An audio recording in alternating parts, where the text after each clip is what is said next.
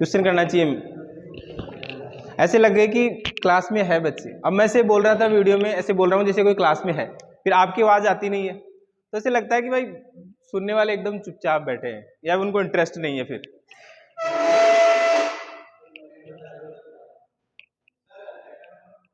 क्या चैप्टर, आज नया चैप्टर स्टार्ट करेंगे, capital structure. Capital structure chapter निकाल लीजिए।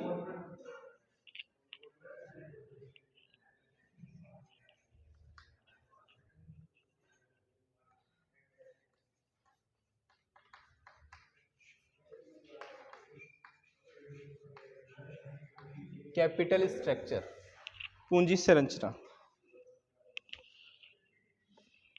ठीक है, स्टार्ट करें। देखो कैपिटल स्ट्रक्चर क्या होता है। कैपिटल तो हमने देख ली कि बिजनेस में जो पैसा लॉन्ग टर्म के लिए लग रहा है वो क्या होती है, उसकी कैपिटल होती है ना। लंबे समय तक जो पैसा लग रहा है वही कैपिटल हो रही है। कट तो नहीं रहा ना, सही रहा, तो उसको हम कैपिटल बोलते हैं।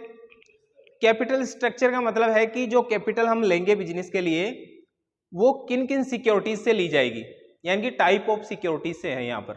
यानी कैपिटल किसके द्वारा ली जा सकती है, हमने कॉस्ट ऑफ कैपिटल में देखा, इक्विटी से लिया जा सकता है, प्रेफरेंस शेयर से लिया जा सकता है, डिबेंचर्स इश्यू किए जा सकते हैं, है ना, लॉन्ग टर्म डेट या लोन लिया जा सकता है, कई सारे फॉर्मेट है ना। तो टाइप ऑफ सिक्योरिटीज क्या होगी, यानी कि हमारी कैपिटल में इक्विटी कितनी होगी, इक्विटी से लिया जाएगा, प्रेफरेंस से लिया जाएगा या डिबेंचर्स इश्यू किए जाएंगे, रिटेन अर्निंग होगा। तो टाइप ऑफ सिक्योरिटी पहला। तो दूसरा, उस सिक्योरिटी का क्या प्रोपोर्शन होगा, किस अनुपात से वो लिया जाएगा, तो इसी को हम कैपिटल स्ट्रक्चर बोलते हैं। यानी कि हमारी जो कैपिटल होगी वो किन किन सिक्योरिटी से ली जाएगी, एक तो type of security number 1, number 2 है कि उसका क्या प्रोपोर्शन होगा। अगर बिजनेस में इक्विटी, प्रेफरेंस और डेट तीनों से पैसा लिया गया है तो उनका क्या प्रोपोर्शन होगा। अब क्वेश्चन यहाँ हो सकता है कि सर तीनों से लेना क्यों जरूरी है, किसी एक से नहीं ले सकते क्या? अपन नहीं ले सकते, उससे थोड़ी हमारी रिस्क है ना वो कम हो जाती है। वो हम आगे देखेंगे कि डेट इक्विटी तीनों का एक कॉम्बिनेशन से क्यों लिया जाता है पैसा। ऐसा नहीं कि एक ही डेट से ही ले ले या फिर इक्विटी से ही ले ले, तो उसमें थोड़ा रिस्क ज्यादा रहता है। वो आप चैप्टर में पढ़ेंगे, आपको ये चीजें क्लियर हो जाएगी, है ना। तो एक कॉम्बिनेशन बनाया जाता है कि कुछ प्रोपोर्शन इक्विटी से लिया जाएगा, कुछ प्रोपोर्शन डेट से और कुछ प्रोपोर्शन प्रेफरेंस शेयर से या रिटेन अर्निंग से इससे लिया जाएगा। तो उनका क्या प्रोपोर्शन होगा और किस टाइप की सिक्योरिटी होगी, इसी को हम बोलते हैं कैपिटल स्ट्रक्चर। ठीक है, अब एक वर्ड और आता है capitalisation.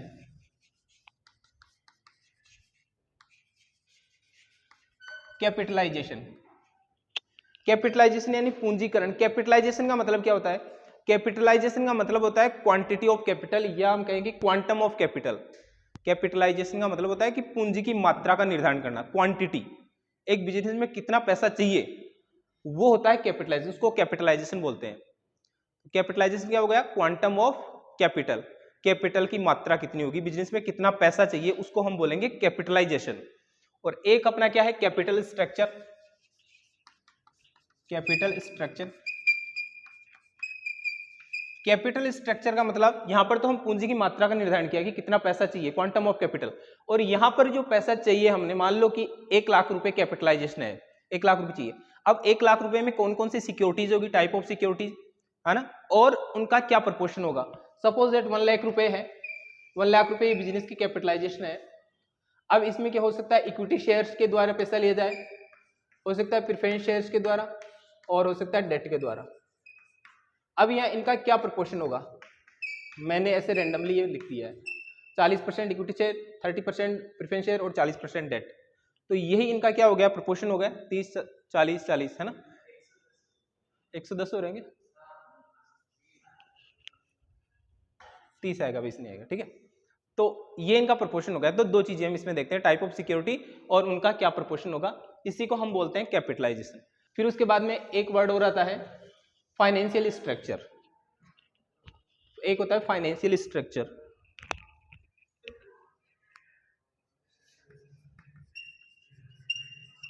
Financial structure.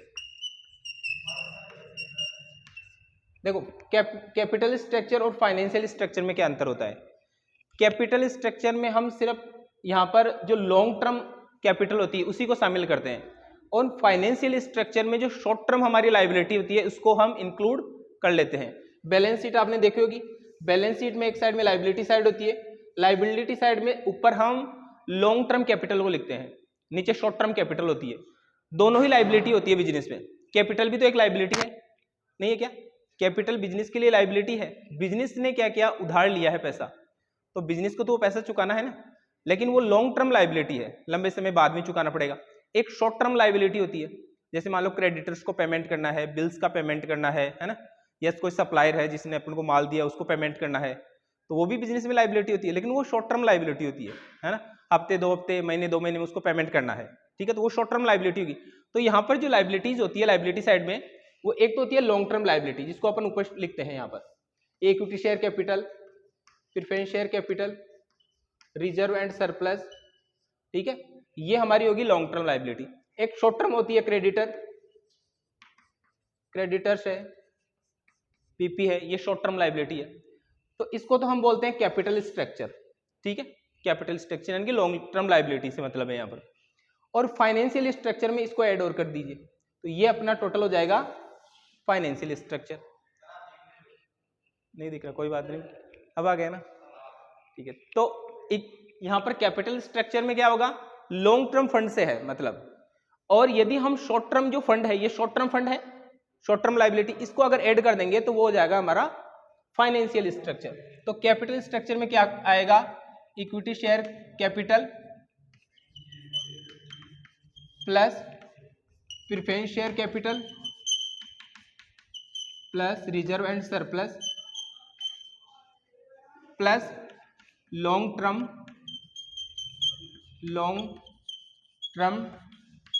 Date, long term date या बोरोइंग।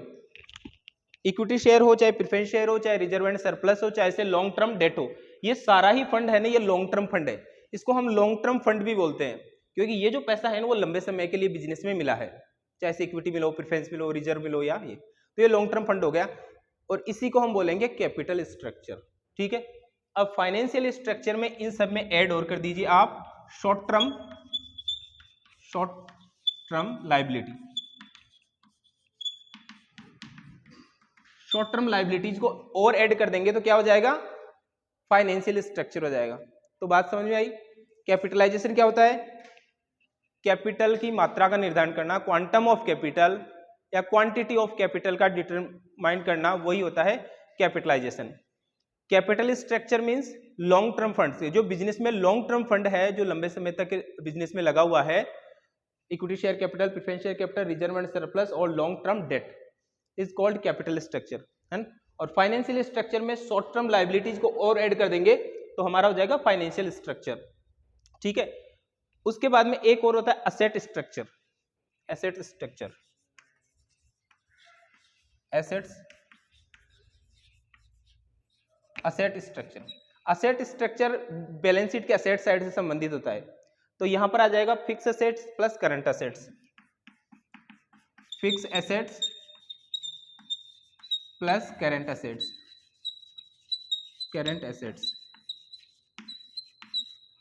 प्लस यदि कोई अदर असेट्स है तो वो भी ऐड कर देंगे, जैसे अदर असेट्स इंटेंजिबल असेट्स वगैरह हो सकती है, तो वो भी यहाँ पर ऐड कर देंगे। गर्मी लगने लग गई यार। बोरोइंग है ना, बोरोइंग दो तरह के होते हैं, एक शॉर्ट टर्म बोरोइंग, एक लॉन्ग टर्म बोरोइंग। अगर लॉन्ग टर्म बोरोइंग है तो वो कैपिटल स्ट्रक्चर में आ जाएगा, ठीक है। शॉर्ट टर्म बोरोइंग है तो फिर उसको अपन करंट लाइबिलिटी मानते हैं। शॉर्ट टर्म बोरोइंग क्या हो सकता है, मान लो बैंक ओवरड्राफ्ट है, बैंक ओवरड्राफ्ट का कुछ समय बाद में पेमेंट करना है, तो वो शॉर्ट टर्म लाइबिलिटी है बिजनेस में, तो शॉर्ट टर्म लाइबिलिटी है तो वो यहाँ पर शॉर्ट टर्म में आएगी और वो हमारे फाइनेंशियल स्ट्रक्चर का पार्ट होगी, ठीक है। फाइनेंशियल स्ट्रक्चर आप देखो, फाइनेंस किससे भी हो सकती है, लॉन्ग टर्म भी हो सकती है, शॉर्ट टर्म भी हो सकती है। फाइनेंस यानी पैसा मिल रहा है, अब वो कम समय की मिले चाहे से लंबे समय की मिले, फाइनेंशियल स्ट्रक्चर में आ जाएगा। Capital structure, capital short term होती नहीं है, कोई सप्लायर आपको एडवांस पेमेंट दे रहा है ना, या मान लो आपको क्रेडिट दे रहा है। सप्लायर कौन होता है, जिससे अपन माल खरीदते हैं, उससे अपने माल खरीदा और उसने मान लो कि 30 दिन की क्रेडिट दे दी, तो वो कैपिटल थोड़ी है। कैपिटल तो वो होती है जो लंबे समय तक बिजनेस में रहती है, तो वो कैपिटल स्ट्रक्चर का पार्ट नहीं होगा शॉर्ट टर्म, ठीक है। तो ये चीजें समझ में आ गई। कैपिटलाइजेशन किसे कहते हैं, कैपिटल स्ट्रक्चर, फाइनेंशियल स्ट्रक्चर और asset structure.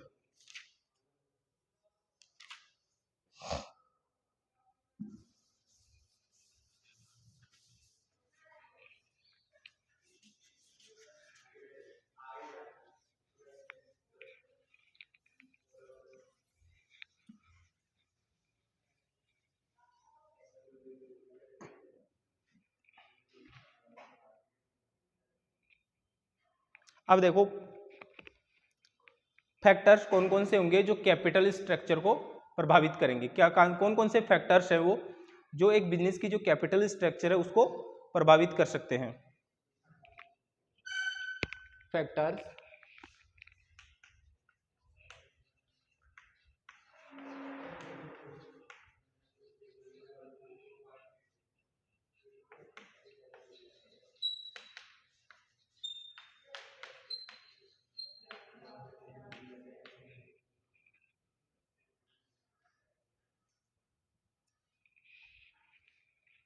Factor affecting to capital structure, factor कौन कौन से होंगे जो कैपिटल स्ट्रक्चर को प्रभावित करेंगे। अब देखो दो तरह के फैक्टर्स होते हैं, एक तो हो सकता है इंटरनल फैक्टर और एक हो सकता है अपने एक्सटर्नल फैक्टर। दो तरह के फैक्टर्स है, यहाँ पर मैं ए में लिखता हूँ इंटरनल फैक्टर, इंटरनल फैक्टर्स, और एक होगा अपना एक्सटर्नल फैक्टर। इंटरनल फैक्टर्स पर पहला है नेचर ऑफ द बिजनेस, इसमें फर्स्ट आ रहा है nature of business, nature of business, nature of the business, ठीक है। पहला है नेचर ऑफ द बिजनेस, यानी कि बिजनेस की क्या प्रकृति होगी वो इसको प्रभावित करेगा कैपिटल स्ट्रक्चर को। अब देखो कोई भी बिजनेस है उसमें कैपिटल स्ट्रक्चर देख रहे हैं, कैपिटल स्ट्रक्चर में हम क्या देखेंगे कि उसमें डेट, इक्विटी, प्रेफरेंस, इनका क्या प्रोपोर्शन होगा, है ना, और कौन कौन सी सिक्योरिटीज होगी। अब वो बिजनेस का आकार होगा वो उसको प्रभावित करेगा, या बिजनेस का नेचर कैसा होगा वो उसको प्रभावित करेगा। मान लो कि एक कंपनी है वो मैन्युफैक्चरिंग का काम करती है और एक हम कंपनी ले लेते हैं वो ट्रेडिंग का काम करती है ना। जैसे मैन्युफैक्चरिंग का काम करने वाली मान लो कि हम ले लेते हैं जैसे टाटा मोटर्स ले लेते हैं कंपनी, ठीक है। एक हमने कंपनी ले ली एक टाटा मोटर्स, ये क्या बनाती है, गाड़ियां बनाती है, ठीक है, गाड़ी बनाती है टाटा मोटर्स। एक ट्रेडिंग की कंपनी ले लेते हैं जैसे वी मार्ट ले लेते हैं अपन, वी मार्ट होता है ना, डी मार्ट, वी मार्ट, ये दो कंपनियां हैं, दोनों बिजनेस करती है, ये मैन्युफैक्चरिंग का बिजनेस करती है और ये ट्रेडिंग का बिजनेस करती है, ठीक है। ये मैन्युफैक्चरिंग का बिजनेस कर रही है वो ट्रेडिंग का। अब यहाँ पर इन दोनों ये बिजनेस है, ये बिजनेस के टाइप अलग अलग है दोनों, ये कैपिटल स्ट्रक्चर को प्रभावित करेंगे कि इनकी कैपिटल में क्या होगा, डेट ज्यादा होगा, इक्विटी ज्यादा होगी, कैसे होगी, वो इसको प्रभावित करेगा। क्यों? क्योंकि यहाँ पर इनका बिजनेस अलग अलग है, ये टाटा मोटर्स से मैन्युफैक्चरिंग का काम करती है, तो इसमें इसके लिए जो कैपिटल चाहिए वो ज्यादा कैपिटल चाहिए इसको, है ना, असेट्स इसको ज्यादा चाहिए। क्यों? क्योंकि इसके लिए प्लांट चाहिए, है ना, प्लांट चाहिए, बिल्डिंग चाहिए, उसके अलावा फैक्ट्री में मशीनरी चाहिए। आपको पता है एक गाड़ी बनाने में हजारों पार्ट्स लगते हैं और हर पार्ट्स हर एक मशीन से बनाया जाता है, तो हजारों तरह की मशीन चाहिए, ठीक है, वो उसको बनाएगी, तो वो मशीन है वो असेट्स है। अब उसके लिए पैसा चाहिए नहीं चाहिए, तो इसमें भारी भरकम पैसा चाहिए इसके लिए मैन्युफैक्चरिंग के लिए, ठीक है। इसके लिए रॉ मटेरियल क्या होगा इस कंपनी के लिए, इसके लिए रॉ मटेरियल होगा, मान लो कि जो उसमें पार्ट्स बन रहे हैं वो प्लास्टिक के, एल्यूमिनियम के हो सकते हैं, लोहे के हो सकते हैं, स्टील के हो सकते हैं, तो ये जो पदार्थ है ना एल्यूमिनियम, स्टील, लोहा, ये सारे उसके लिए रॉ मटेरियल है उस कंपनी के लिए। फिर इस रॉ मटेरियल से वो क्या बना रही है, पार्ट्स बना रही है अलग अलग, फिर उनको असेंबल करके गाड़ी बना रही है। तो इसके लिए असेट्स तो क्या होगी, वो सारे जो पार्ट्स बना रहे हैं वो मशीनरी, वो असेट्स हो गई, और रॉ मटेरियल इनके लिए जैसे स्टील है, लोहा है, ये सारे उसके रॉ मटेरियल हो गए। अब इस वी मार्ट कंपनी की अगर बात करते हैं तो इसके लिए असेट्स क्या होगी, इसके लिए असेट्स कुछ भी नहीं है, इसमें असेट्स क्या चाहिए, कुछ फर्नीचर चाहिए। आपने वी मार्ट में गए होंगे, उसमें असेट्स आपने क्या देखी बताओ, क्या असेट्स होती है उनके पास में, फर्नीचर के अलावा कोई असेट्स नहीं है। जनरली आप वहां पे देखते हो कि वी मार्ट में हर तरह के आपके सामान मिल जाएंगे, खाने पीने के, कपड़े हैं, सब कुछ है, तो वो उसकी संपत्ति नहीं है, वो तो उसके लिए गुड्स है, वो उसके लिए क्या है, गुड्स है, रॉ मटेरियल है वो, क्योंकि वो उसी का बिजनेस कर रही है।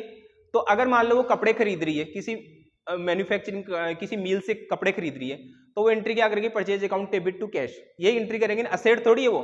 असेट्स और गुड्स में क्या डिफरेंस होता है बताओ, असेट्स वो होती है जो लंबे समय तक बिजनेस में रहती है, और गुड्स तो बिक जाएगा फिर खरीद लेंगे, फिर बिक जाएगा फिर खरीद लेंगे।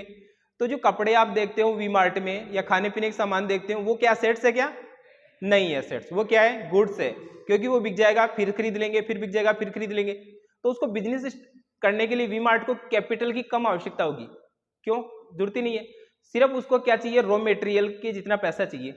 कहीं पर लीज पर वो क्या कर लेगा, एक लीज पर उसने बिल्डिंग ले ली, लीज पर, तो लीज पर लिए वो बिल्डिंग भी उसकी नहीं है, नहीं है ना, वी मार्ट में देखा होगा आपने, बिल्डिंग उसकी नहीं होती है, जो उसमें सामान दिखते हैं वो तो गुड्स है, तो फिर फिजिकल असेट्स कहाँ है? फिजिकल असेट्स तो कुछ है ही नहीं, कुछ फर्नीचर मान लो, कुछ कंप्यूटर्स मान लो, ये फिजिकल असेट्स है। तो इस कंपनी में आपने देखा होगा कि इसमें कैपिटल कम चाहिए, सिर्फ पैसा चाहिए रॉ मटेरियल खरीदने का, वो तो इसमें भी चाहिएगा, इसमें भी चाहिएगा ना, रॉ मटेरियल तो इसमें भी खरीदा जाएगा, प्लास्टिक खरीदा जाएगा, एल्यूमिनियम खरीदा जाएगा, लोहा खरीदा जाएगा, स्टील खरीदा जाएगा, तो वो तो इसमें भी चाहिए। एक्स्ट्रा इसमें क्या चाहिए? असेट्स के लिए पैसा चाहिए, इसमें मशीनरी चाहिए, इसमें काफी सारी, इसमें ऐसी जरूरत नहीं है। ट्रेडिंग कंपनी में कोई सर्विस करने वाली कंपनी है, उसमें कोई जरूरत नहीं है। ऐसे हम दूसरी अगर कंस्ट्रक्शन की कंपनी लेंगे जो कंस्ट्रक्शन का काम करती है, जैसे अपने भारत में सबसे बड़ी कंपनी है Larsen and turbo company, LNT company, वो कंस्ट्रक्शन का काम बनाती है, जितने भी बड़े बड़े हमारे जैसे रोड्स वगैरह है, ब्रिज वगैरह है ना, रेलवे के प्रोजेक्ट है, तो LNT उसको बनाती है। और LNT एक कंपनी, फाइनेंस कंपनी भी है, LNT फाइनेंस कंपनी, वो उसको फाइनेंस पैसा देती है। तो उसके लिए भी क्या चाहिए? फिजिकल, उसको भी एसेट्स चाहिए, रोड बनाने के लिए मशीन चाहिए, है ना, रोलर वगैरह चाहिए, ये सारी फिजिकल एसेट्स चाहिए उसको। तो इस कैपिटल में क्या होगा, ये सॉरी, इस कंपनी में कैपिटल की ज्यादा आवश्यकता है कंपेयर टू ट्रेडिंग कंपनी के। तो ट्रेडिंग कंपनी में कैपिटल की कम आवश्यकता होगी, तो वो हो सकता है कि शॉर्ट टर्म से फंडिंग कर ले, समझिए ध्यान की बात को, क्योंकि यहाँ पर गुड्स है, गुड्स जैसे ही बिकेंगे फिर से गुड्स खरीद लेंगी, तो इसको तो 30 दिन या मान लो कि लगभग इसका जो ऑपरेटिंग साइकिल होगा, कि जब से ऑपरेटिंग साइकिल क्या होता है, जब से मान लो उसने माल खरीदा, फिर वो प्रोसेसिंग हुआ, बना और बिका, बिकते ही तो पैसे आ गए, तो पैसे आते ही फिर से खरीद लेगी, तो इसको मान लो 1 या 2 महीने के लिए पैसे चाहिए, फिर तो इसका रोटेशन चलता रहेगा। तो यहाँ पर ये पैसा क्या डेट इक्विटी के द्वारा लेगी, डेट के द्वारा लेगी, लॉन्ग टर्म के द्वारा नहीं लेगी ना, ये शॉर्ट टर्म फाइनेंस करेगी, अपनी कैपिटल लेगी वो शॉर्ट टर्म से लेगी, हो सकता है बैंक से लोन ले ले, सप्लायर से ही मान लो क्रेडिट ले लेगी। जबकि ये कंपनी ऐसा कर सकती है क्या? नहीं कर सकती, 1-2 महीने के लिए थोड़ी, इसको तो लंबे समय तक पैसा चाहिए, क्योंकि असेट्स से उसको बेच नहीं सकते, वो तो बिजनेस को चलाने के लिए काम में चाहिए। तो यहाँ पर जो कैपिटल होगी वो लॉन्ग टर्म सोर्स से लिया जाएगा, यहाँ पर कैपिटल शॉर्ट टर्म से भी ली जा सकती है। तो ये बिजनेस के जो टाइप है वो कैपिटल स्ट्रक्चर को इफेक्ट कर रहे हैं, नहीं कर रहे हैं? कर रहे हैं ना। तो बिजनेस का जो टाइप होगा वो कैपिटल स्ट्रक्चर को इफेक्ट करेगा। आगे समझ में। दूसरा पॉइंट है आय की अनिश्चितता एवं अनियमितता, irregularity of income and uncertainty of income.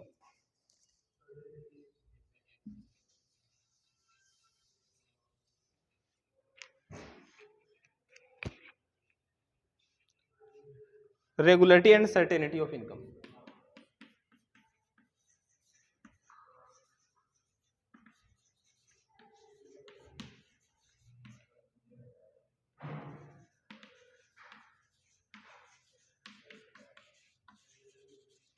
कि हमारा जो भी बिजनेस होगा उसमें जो इनकम होगी वो रेगुलर बेसिस पे होती रहेगी, मतलब उसमें सर्टेनिटी है या नहीं है बिजनेस में। अगर बिजनेस में रेगुलरिटी है, इनकम सर्टेनिटी है, इनकम रेगुलर हर साल 10 साल इनकम हो रही है, या एक बिजनेस होता है जिसमें रेगुलर इनकम नहीं हो सकती है ना, अनसर्टेनिटी रहती है, तो ये भी कैपिटल स्ट्रक्चर को इफेक्ट करती है। इसको ऐसे समझ सकते हैं, मान लो आपने कोई बिजनेस स्टार्ट किया, अब उसमें अनसर्टेनिटी है कि वो बिजनेस चलेगा या नहीं चलेगा। मान लो कुछ आइडिया पर आपने बिजनेस स्टार्ट कर लिया, अब कोई आइडिया नहीं है, फ्यूचर में आपने कोई एक्सपेक्टेशन नहीं है कि वो बिजनेस चले ही आपका या नहीं चले, या इनकम की भी कोई सर्टेनिटी नहीं है। तो ऐसी केस में क्या हो सकता है, देखो 2 तरह के सोर्स हैं, एक डेट के द्वारा और इक्विटी के द्वारा। हालांकि प्रेफरेंस शेयर, इक्विटी हमने काफी सारे देख लिए, लेकिन उनको क्लासिफाई करें तो मेन 2 तरीके से कर सकते हैं, एक डेट और इक्विटी। इक्विटी में कोई रिटर्न देना फिक्स नहीं होता और डेट में फिक्स होता है। जैसे प्रेफरेंस शेयर है, प्रेफरेंस शेयर क्या होता है, इक्विटी का पार्ट, लेकिन उसमें फिक्स होता है, फिक्स आपको देना पड़ता है ना। तो एक फिक्स कॉस्ट बियरिंग कैपिटल होती है और एक वेरिएबल कॉस्ट बियरिंग कैपिटल होती है। फिक्स कॉस्ट बियरिंग कैपिटल का मतलब वो कैपिटल जिसमें आपको फिक्स कॉस्ट देना पड़ेगा। इसमें 2 तरह की चीज, 2 तरह के कैपिटल आती है, एक तो प्रेफरेंस शेयर और एक डिबेंचर, जिसमें प्रेफरेंस शेयर में डिविडेंड के रूप में फिक्स होता है और डिबेंचर में इंटरेस्ट फिक्स होता है। एक वेरिएबल कॉस्ट बियरिंग कैपिटल होती है। वेरिएबल कॉस्ट बियरिंग कैपिटल में क्या होता है कि वो कैपिटल जिसमें रिटर्न देना वेरिएबल है, यानी देना कंपल्सरी नहीं है, जैसे रिजर्व एंड सरप्लस, इक्विटी, है ना, इनके केस में। तो अब कोई बिजनेस स्टार्ट किया जा रहा है, उसमें इनकम का पता नहीं है, अतः पता नहीं है इनकम की बढ़ेगी या नहीं होगी, कम भी हो सकती है, ज़्यादा हो सकती है। तो आप मुझे बताना, उस बिजनेस के लिए कैपिटल हम रेज कर रहे हैं, तो फिक्स कॉस्ट वाली कैपिटल रेज करेंगे या वेरिएबल कॉस्ट वाली कैपिटल रेज करेंगे? फिक्स कॉस्ट वाले में अपने को फिक्स पे करना ही पड़ेगा, चाहे बिजनेस में प्रॉफिट हो चाहे बिजनेस में लॉस हो। और वेरिएबल कॉस्ट में प्रॉफिट हो रहा है तो हम दे सकते हैं, नहीं हो रहा तो नहीं दे सकते। अब बिजनेस में है अनसर्टेनिटी, हो सकता है प्रॉफिट भी हो जाए, हो सकता है लॉस भी हो जाए, तो कौन सी कैपिटल रेज करेंगे? है वेरिएबल वाले, ठीक है, वेरिएबल वाले यानी इक्विटी हम इश्यू कर सकते हैं। बिजनेस के पॉइंट ऑफ, कंपनी के पॉइंट ऑफ व्यू से इक्विटी, अगर अपन खुद के पॉइंट ऑफ व्यू से देखें तो दो तरह की चीजें हो जाएगी, यही पार्टनरशिप और लोन। लोन तो हो गया कंपनी के पर्सपेक्टिव से डेट और लॉन्ग टर्म डेट, व्यक्ति के पर्सपेक्टिव से देखेंगे तो लोन हो जाएगा। अपन डेट थोड़ी इश्यू करेंगे, अपन डेट थोड़ी इश्यू कर सकते हैं, व्यक्ति लोन ले लेगा तो लोन पर भी फिक्स इंटरेस्ट पे करना पड़ेगा। कंपनी क्या करेगी? कंपनी डेट इश्यू कर देगी, डिबेंचर इश्यू कर देगी, वहां पर भी फिक्स है। ऐसे ही कंपनी इक्विटी इश्यू कर देगी, यानी कि अपनी जो ओनरशिप है उसको ट्रांसफर कर देगी, है ना, सभी के बीच में बढ़ जाएगी इक्विटी ग्रुप में। व्यक्ति क्या कर सकता है? किसी को पार्टनर बना लेगा, तो वही फॉर्म है ना, वहां पर इक्विटी है, यहाँ पर पार्टनरशिप है, वहां पर डेट मान सकते हो, यहाँ पर अपन व्यक्ति के हिसाब से लोन मान सकते हैं। अब एक व्यक्ति को बिजनेस स्टार्ट करना है, बिजनेस का कोई पता नहीं कि बिजनेस चलेगा नहीं चलेगा, है ना, तो आप पार्टनरशिप करोगे या लोन लोगे बैंक से? पार्टनरशिप करेंगे, क्योंकि पता नहीं है ना बिजनेस का, हो सकता है लॉस हो जाए, हो सकता है लॉस हो जाए, तो फिर देखो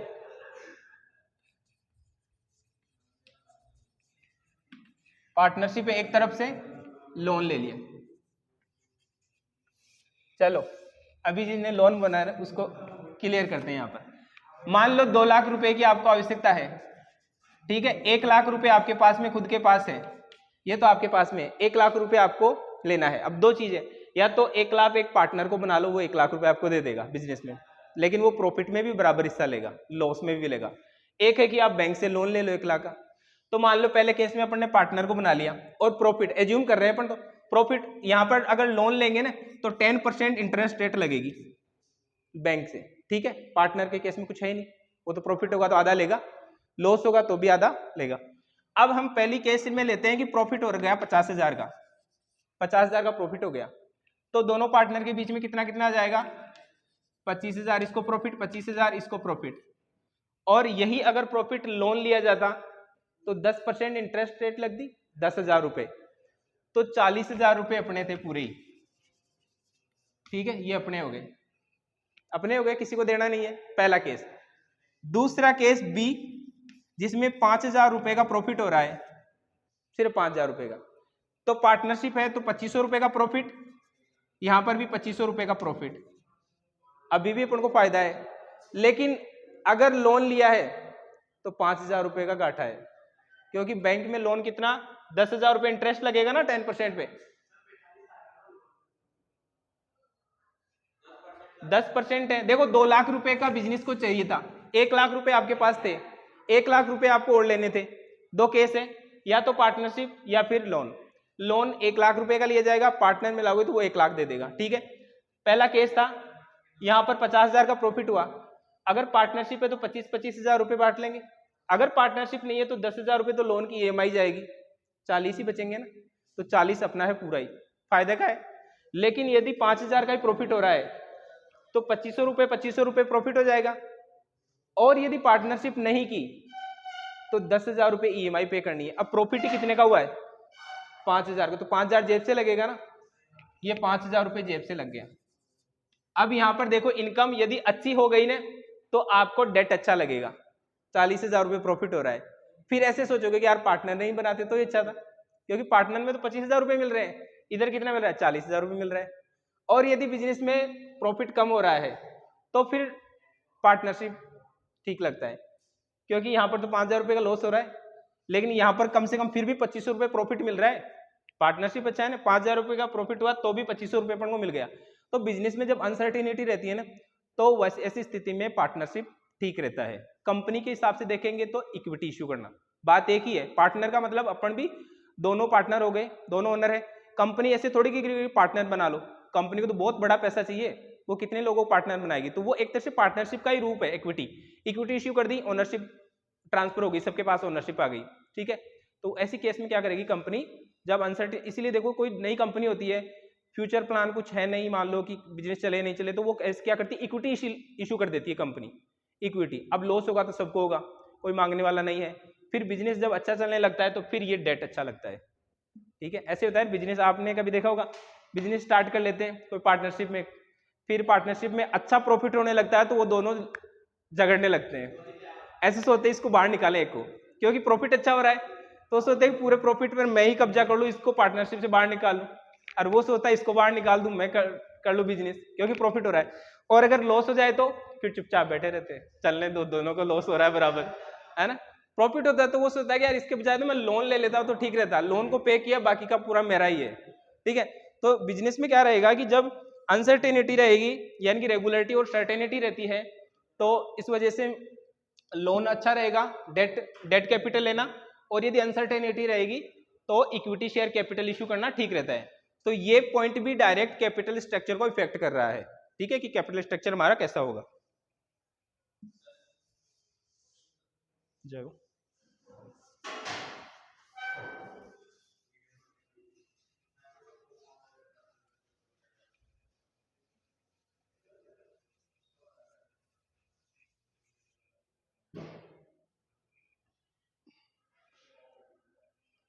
अगला पॉइंट है desire to control the business. Desire to control the business, business को चलाने की इच्छा। अब ये बिजनेस को चलाने की इच्छा भी कैपिटल स्ट्रक्चर को प्रभावित करती है। कैसे? कोई व्यक्ति हो सकता है जो चाहता है कि मेरा ही नियंत्रण हो, मेरा ही, मैं कहूँ वही चले, मतलब खुद की डिसीजन पावर वो जो है वो जो चाहता है वैसा ही हो, तो फिर वो क्या करेगा, वो पार्टनरशिप नहीं करेगा, है ना। कंपनी में भी ऐसे होता है कि बोर्ड ऑफ डायरेक्टर या बोर्ड ऑफ जो मेंबर है वो नहीं चाहते हो कि उनकी जो एक तरह से उनकी जो डिसीजन मेकिंग है वो प्रभावित हो, तो ऐसी स्थिति में वो हो सकता है डेट इश्यू कर सकती है। कैपिटल और चाहिए तो वो डेट इश्यू कर देगी, है ना। और यदि किसी को इसका प्रभाव नहीं पड़ता है कंपनी को, तो फिर वो क्या करेगी, फिर वो डेट इक्विटी इश्यू कर सकती है। अपन देखो जैसे इसका एग्जांपल ले तो एलन मस्क का नाम सुना है आपने, जानते हो? ट्विटर पहले एलन मस्क का नहीं था, अभी अपन मानते हैं कि ट्विटर को उसने खरीद लिया, है ना। मार्च के लगभग खरीदा था ट्विटर को एलन मस्क ने, तो एलन मस्क उसका मालिक हो गया, जानते अपन। लेकिन एक्चुअल में वो मालिक नहीं है, वो कुछ शेयर उसके पास में 9.2% शेयर है। 9.2% ट्विटर के जो मतलब ट्विटर जो है ना वो कंपनी है, वो उसकी कैपिटल इक्विटी शेयर में डिवाइडेड है। तो उसने क्या किया, 9.2% शेयर जो है ना इक्विटी शेयर वो खरीद लिए ट्विटर के। अब 9.2% ही खरीदे हैं, बाकी जो शेयर्स हैं वो तो बाकी शेयर होल्डर्स में है, लेकिन सबसे ज्यादा उसने खरीद लिया, यानी अकेला वो शेयर होल्डर है जिसके पास 9.2% है। तो उसको क्या कर दिया, उसको क्या कर दिया, जैसे बोर्ड ऑफ डायरेक्टर होती है, बोर्ड ऑफ जो मैनेजमेंट होती है, बोर्ड ऑफ मैनेजमेंट में उसको शामिल कर लिया गया। क्यों? क्योंकि अकेला व्यक्ति है जिसके पास में 9.2% शेयर है इस कंपनी के लिए, तो उसको मताधिकार हो गया, है ना। आपको पता है इक्विटी शेयर होल्डर्स को वोटिंग राइट होता है ना, क्योंकि सारे ही मालिक हैं। अब कंपनी को चलाएंगा कौन?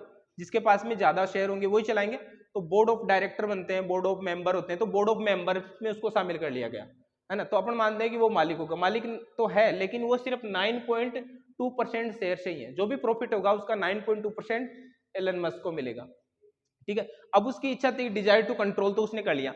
अब ट्विटर को मान लो और पैसा चाहिए मार्केट से, उसको बिजनेस और बढ़ाना है, तो हो सकता है या तो वो इक्विटी शेयर इश्यू कर दे या फिर वो डेट ले सकता है। अब एलन मस्क चाहता है कि मेरी 9.2% जो ओनरशिप है वो बरकरार रहे, ऐसा नहीं कि कोई दूसरा मेरे से ज्यादा शेयर्स का मालिक बन जाए। तो वो क्या करेगा कि डेट इश्यू कर देगा, इक्विटी इश्यू नहीं करेगा, है ना। इक्विटी को करेगा तो कोई दूसरा खरीद लेगा, है ना। या फिर अगर वो इसकी इच्छा नहीं है desire to control the business, तो हो सकता है वो डेट इश्यू कर सकता है। तो ऐसे ही एक व्यक्ति के केस में अपन देख सकते हैं, व्यक्ति चाहता है कि वो खुद का ही बिजनेस चले, खुद जो कहे वही चले, तो वो फिर क्या करेगा, डेट ले सकता है ना। और इस तरह की इच्छा नहीं होगी तो फिर क्या करेगा, इक्विटी इश्यू कर सकते हैं या पार्टनरशिप में जा सकते हैं। तो ये पॉइंट भी क्या करता है, कैपिटल स्ट्रक्चर को प्रभावित करता है। फिर उसके बाद में फ्रीडम ऑफ वर्किंग, कार्य पर स्वच्छंदता, ये भी एक तरह से उसी से रिलेटेड है जो अपन ने पॉइंट नंबर 3 देखा, desire to control the business. Desire to control the business और फ्रीडम ऑफ वर्किंग, ये तो एक सिमिलर है कि आप काम जो चाहते हो, आप जो चाहते हो वही हो, यानी कि आपको फ्रीडम मिले। तो तो फ्रीडम तभी मिलेगी जब आपके पास में वोटिंग पावर ज्यादा होगा, इक्विटी शेयर आपके पास में ज्यादा होगा, तभी फ्रीडम होगी। अब एलन मस्क आज जो डिसीजन लेता है वो हो जाता है इंप्लीमेंट, क्यों? क्योंकि उसके पास में क्या है, ज्यादा शेयर्स हैं, है ना, फ्रीडम है उसके पास में। सो जाने दो उसको। तो फ्रीडम ऑफ वर्किंग हो गया। फिर है ऑपरेटिंग रेशियो। देखो ऑपरेटिंग रेशियो क्या होता है, ऑपरेटिंग जो रेशियो होता है उससे भी कैपिटल स्ट्रक्चर प्रभावित होती है। ऑपरेटिंग रेशियो, ऑपरेटिंग रेशियो का अगर फॉर्मूला की बात करें तो वो हो जाएगा operating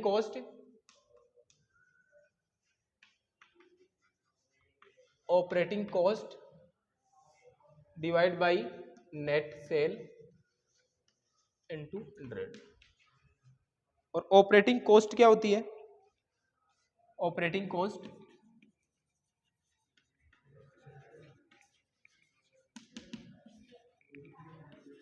cost of goods sold plus other operating expenses. Operating ratio का फॉर्मूला होता है operating cost upon net cell into 100। और ऑपरेटिंग कॉस्ट क्या होती है, cost of goods sold plus other operating expenses. Cost of goods sold का मतलब जो आपने गुड्स बेचा है उसकी क्या कॉस्ट आ रही है, उसमें कॉस्ट क्या आ जाएगी, परचेज प्लस डायरेक्ट जो भी एक्सपेंसेज होते हैं उनको हम जोड़ लेते हैं तो कॉस्ट ऑफ गुड्स सोल्ड आती है। कॉस्ट ऑफ गुड्स सोल्ड यानी कि जो गुड्स आपने सेल किया है उसकी क्या कॉस्ट आई है, कॉस्ट क्या आएगी उसमें, परचेज जो आपने खरीदा है प्लस कोई एक्सपेंसेज हो जाएगा वो सारे ऐड हो जाएंगे, है ना, डायरेक्ट एक्सपेंसेज हो जाएगा, डायरेक्ट वेजेज डायरेक्ट, है ना, वो सारे ऐड हो जाएंगे तो कॉस्ट ऑफ गुड्स सोल्ड आ जाएगी। Plus other operating expenses. Operating expenses क्या होते हैं, ऑपरेटिंग उस बिजनेस से रिलेटेड जो एक्सपेंसेज है ना वही आएगी इसमें ऑपरेटिंग एक्सपेंसेज। मान लो ट्रेडिंग का काम कर रही है तो ट्रेडिंग रिलेटेड जो भी एक्सपेंसेज आएंगे वही आ जाएंगे इससे रिलेटेड ऑपरेटिंग एक्सपेंसेज, तो इनको ऐड कर लेंगे तो ये ऑपरेटिंग कॉस्ट आ जाएगी। तो सेल का ऑपरेटिंग कॉस्ट कितनी है वो आ जाएगी। अब अगर मान लो ऑपरेटिंग रेशियो 80% आ चुका, 80% आ चुका, इसका मतलब यदि 100 रुपए की सेल की, आवाज नहीं, 100 रुपए की सेल की है उसमें 80 रुपए तो खर्चे हैं ऑपरेटिंग कॉस्ट, तो बचा कितना, 20 रुपए। 20 रुपए से हम कैपिटल का पेमेंट कर सकते हैं या कैपिटल की जो कॉस्ट आ रही है उसका पेमेंट कर सकते हैं, जो फाइनेंस कॉस्ट होती है। मान लो कि इंटरेस्ट का पेमेंट करना है, इंटरेस्ट कॉस्ट ऑफ डिबेंचर है इंटरेस्ट। अब इंटरेस्ट यहां पर शामिल नहीं होगा, क्यों, इंटरेस्ट फाइनेंस की कॉस्ट है तो न तो वो कॉस्ट ऑफ गुड्स सोल्ड में आएगा और न ही वो ऑपरेटिंग एक्सपेंसेज में आएगा, बिजनेस से रिलेटेड नहीं है ना, वो फाइनेंस की कॉस्ट है, वो इसके मेन काम जो बिजनेस है उससे रिलेटेड नहीं है। तो यहाँ पर जो 20 रुपीज बचा अब उसका पेमेंट हम कर सकते हैं फाइनेंस की कॉस्ट का। तो ये ऑपरेटिंग रेशियो जितना ज्यादा आएगा, है ना, उतना ही फिर फाइनेंस के लिए जो फाइनेंस की कॉस्ट है उसको पेमेंट करने के लिए पैसा कम बचेगा, ठीक है। तो कम पेमेंट बचेगा तो हो सकता है कि जो भी डेट वगैरह है उनका हम पेमेंट टाइमली नहीं कर सकते। अब यहाँ पर ऑपरेटिंग एक फर्म का 80 आ रहा है और एक फर्म का मान लो 60% आ रहा है, तो यहाँ पर 40 रुपए या 40% पैसा बच रहा है सेल का, जिससे हम फाइनेंस की कॉस्ट का पेमेंट कर सकते हैं। अगर इसमें डेट है इस कंपनी में तो डेट का जो इंटरेस्ट है उसको आसानी से पेमेंट हो जाएगा, लेकिन यहाँ पर नहीं हो पाएगा क्योंकि यहाँ पर 20 रुपीज ही बच रहे हैं। तो ऑपरेटिंग रेशियो जितना ज्यादा बढ़ेगा उतनी ही फिर फाइनेंस की कॉस्ट को पेमेंट करने में प्रॉब्लम्स आएगी, ठीक है। तो ये रेशियो भी क्या करेगा, कैपिटल स्ट्रक्चर को प्रभावित करता है। समझ में आ गया, operating cost divide by net cell into 100, ये ऑपरेटिंग रेशियो हो गया।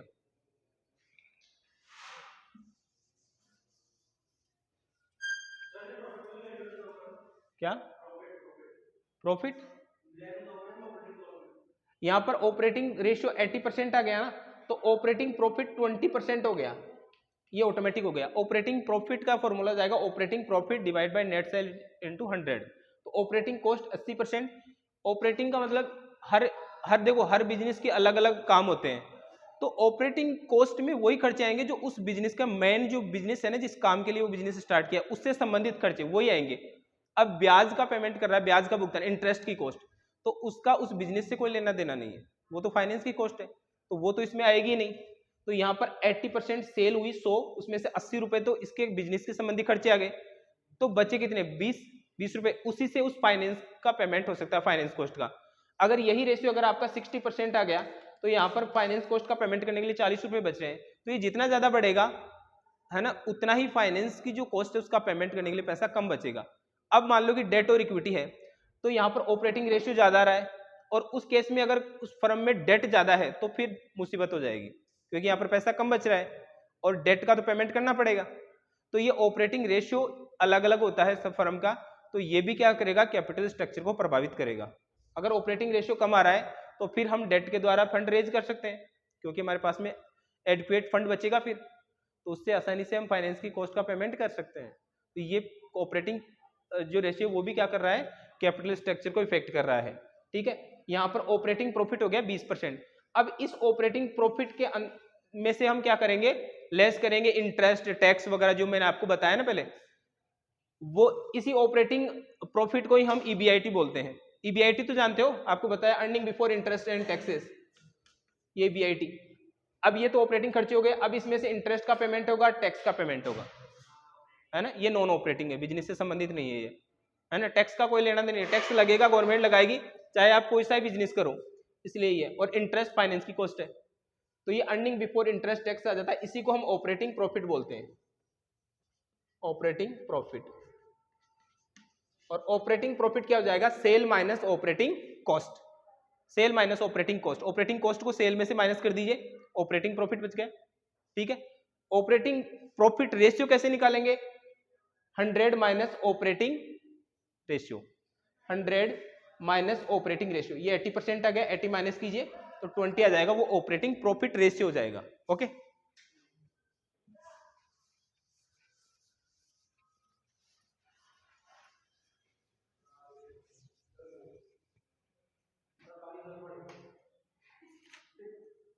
थोड़ा तौर पर एक्सटर्नल जो फैक्टर्स हैं वो कल पर डलेंगे, इंटरनल फैक्टर 2 फैक्टर हो रहे हैं। ठीक है, 2 फैक्टर, 10 मिनट ओनली। अगला है trading on equity. Trading on equity क्या होता है, देखो, ट्रेडिंग ऑन इक्विटी, क्षमता पर व्यापार। ट्रेडिंग ऑन इक्विटी का मतलब होता है कि ज्यादा से ज्यादा डेट का बिजनेस में प्रयोग करना, कम से कम इक्विटी का प्रयोग करना, यही होता है ट्रेडिंग ऑन इक्विटी। कि बिजनेस के लिए जो कैपिटल हम रेज करेंगे उसमें ज्यादा से ज्यादा हम डेट का प्रयोग करें और कम से कम इक्विटी का प्रयोग करते हुए ज्यादा से ज्यादा हमारे जो शेयर्स हैं, शेयर का जो मार्केट प्राइस है उसको बढ़ाना, या शेयर होल्डर्स को ज्यादा से ज्यादा प्रॉफिट देना। क्योंकि देखो, नंबर ऑफ शेयर होल्डर्स यहाँ पर कम होंगे, ट्रेडिंग ऑन इक्विटी मैंने बताया कि ज्यादा से ज्यादा आपको डेट का प्रयोग किया जाएगा यहाँ पर। तो डेट का प्रयोग किया जाएगा तो डेट की कॉस्ट आएगी इंटरेस्ट के रूप में, इंटरेस्ट का पेमेंट कर दो, बाद में जो बचेगा प्रॉफिट वो सारा ही किसका रहेगा, इक्विटी शेयर होल्डर्स का। तो इक्विटी शेयर होल्डर्स यहाँ पर कम रहेंगे तो उनको क्या होगा, अर्निंग पर शेयर ईपीएस यहाँ पर ज्यादा रहेगा डेट ऑन इक्विटी। ठीक है, ट्रेडिंग ऑन इक्विटी में, क्योंकि मान लो कि यहाँ पर जो number of equity share holder वो तो सीमित है, कम है, और उनको प्रॉफिट हो रहा है ज्यादा, तो इससे फायदा होता है। लेकिन ये फायदा कब होता है, जब संस्था को अच्छा प्रॉफिट हो, प्रॉस्पेरिटी की स्थिति हो, समृद्धि की स्थिति होती है ना, प्रॉफिट होता है, तभी ये ट्रेडिंग ऑन इक्विटी के फायदे मिलते हैं। अगर लॉस हो रहा है कंपनी में तो ट्रेडिंग ऑन इक्विटी से ज्यादा लॉस हो जाएगा। फिर ट्रेडिंग ऑन इक्विटी का मतलब डेट का ज्यादा प्रयोग करना। अब डेट की एक फिक्स कॉस्ट आएगी, अगर कंपनी को प्रॉफिट नहीं हुए तो फिर ट्रेडिंग ऑन इक्विटी से लॉस हो जाते हैं। ठीक है, तो ट्रेडिंग ऑन इक्विटी का मतलब ज्यादा से ज्यादा डेट का प्रयोग करना, इसी को बोलते हैं। अगला है capital gearing ratio. Capital gearing,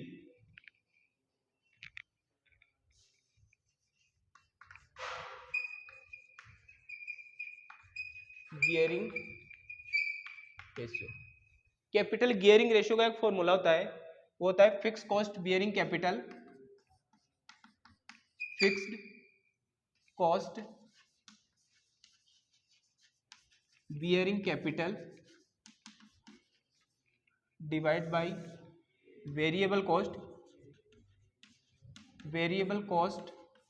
bearing capital.